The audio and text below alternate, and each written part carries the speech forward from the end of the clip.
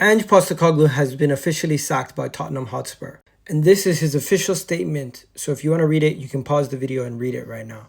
At least Tottenham learned from their mistakes. Last time they sacked him 6 days before a cup final, and they sacked him after losing a Champions League final. Ange won them a trophy. And Ange Postecoglou was a very entertaining manager. He said second season he always wins things, and he delivered, so fair play to him. But he also was entertaining for rivals, not always Tottenham fans. 22 defeats, 5 draws. In a season where Tottenham get less than 40 points in the Premier League, he was by far one of the worst managers in Tottenham Football Club's history. Although he won them a trophy, this was horrendous. And his record versus Arsenal, he literally got 1 point out of 4 games. As an Arsenal fan, I gotta tell him thanks for the memory. He gave us some good, memorable performances from that Tottenham team against Arsenal. And 3 times out of 4, we win those games. The one time we drop points, we draw.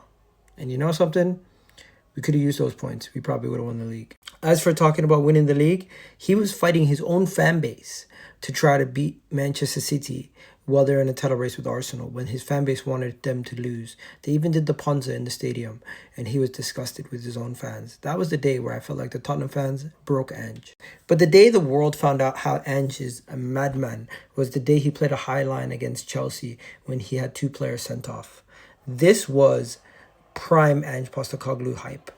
This was considered a genius tactic, even though it just meant Chelsea had to hold their line and maybe they can then score a goal from it. And they had chance after chance. If it wasn't for Nicholas Jackson, he had a hat trick. Or did he have 4 goals in that game? And he still could have had like 6 or 7.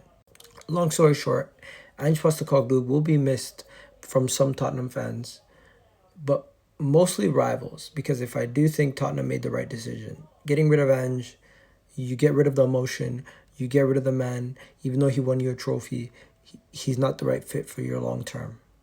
And Tottenham are looking at Thomas Frank, the only man who has a worse record versus Arsenal than Ange Postecoglou in the Premier League. The stories write it themselves. But hey, Thomas Frank to Tottenham, he could be a good alternative.